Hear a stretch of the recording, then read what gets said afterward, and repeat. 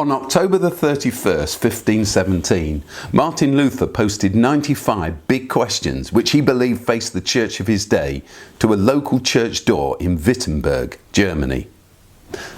500 years later, I decided to post 95 new questions, one a week, to the web, questions which I believe the church must face in the 21st century. So to pick up where we left off in Chalke Talk 89, in my view, far from teaching the eternal punishment of all those who are not Christians, the Apostle Paul sees the final day of judgment to which all history is headed as the day when all of the world's unheard, the forgotten, the dispossessed, the overlooked, the misunderstood, will be finally recognised and restored, when they will all at last receive long-awaited, long-hoped-for justice.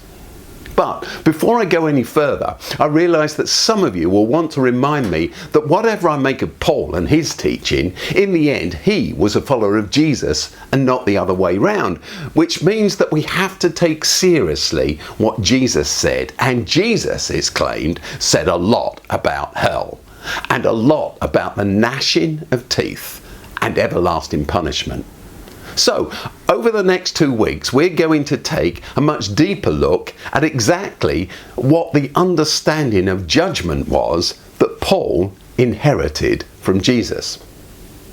Now, the word that's most often translated as hell or hellfire in English New Testaments is actually Gehenna. It occurs on 12 occasions, and it's Jesus who uses it on all but one of these. The other is in the book of James. Here's just one example from Jesus recorded in Matthew's Gospel, chapter 18. Jesus said, we're taught, if your eye causes you to stumble, gouge it out and throw it away. It's better for you to enter life with one eye than to have two eyes and be thrown into the fire of hell. But the actual word Jesus chooses to use isn't hell, instead it's Gehenna. He's speaking metaphorically throughout, actually, once you stop and think about it. But the point is this: the very fact that the name Gehenna has been replaced with the term hell has led to huge confusion. Countless people, therefore, have wrongly assumed that Jesus' references to Gehenna equate to his way of talking about the grotesque images of everlasting torture that we've inherited from Dante, from Michelangelo, and from medieval church dogma. But Gehenna is a place name, the name of a specific geographical location, and so to attempt to, inverted commas, translate it at all is extremely misleading. Now, it's very well known that in Jesus' day, the Valley of Gehenna was a smouldering new municipal garbage dump just outside the old city of Jerusalem. It was notorious because of the child sacrifices that had been offered there to the god Molech during the reigns of King Ahaz and Manasseh, who were kings of Judah. But since then, and because of that, it had become regarded as cursed ground and had eventually been turned into a rubbish heap, which is why, as the dogs and wild animals fought over scraps of rotting food there, you would often have been able to hear snarling and gnashing teeth. So metaphorically, that's why Gehenna represented the very worst position to end up in life, a stinking, disease-infested pile of putrid waste ground beyond the protection of the city.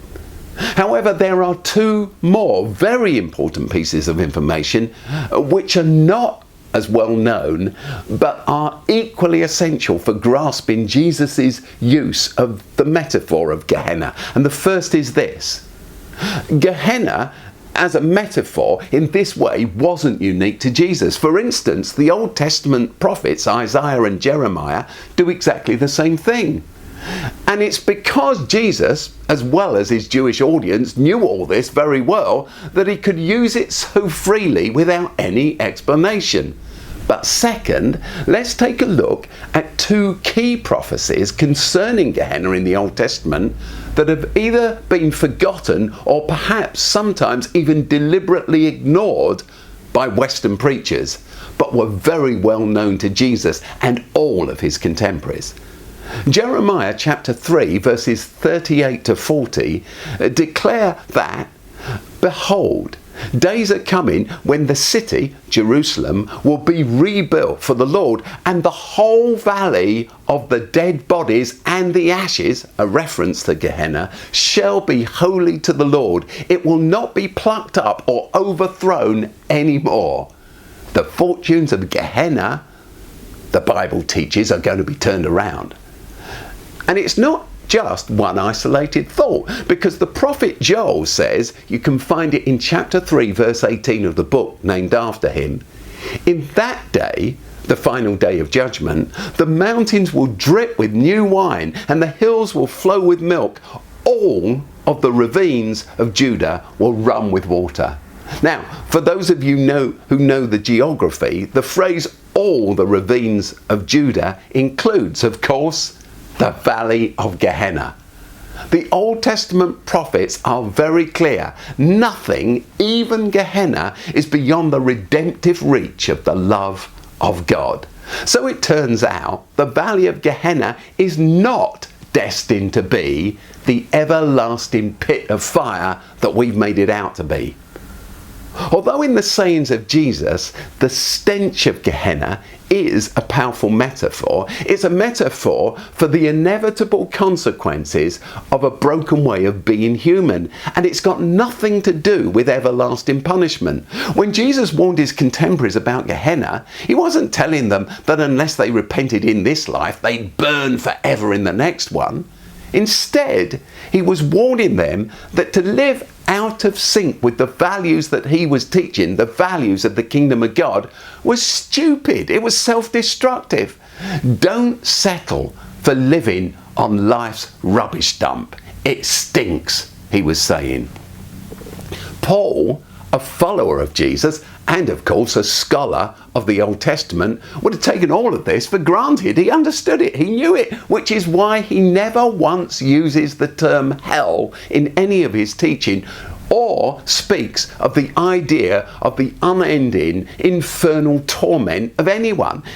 It just wasn't part of his worldview. Instead, he taught, as we've already seen, that all things in heaven and earth and under the earth will eventually be reconciled to the God who is pure love. And as he puts it in Philippians chapter 2 verse 11, every tongue will willingly confess that Jesus Christ is Lord, to the glory of God the Father. What could be plainer than that?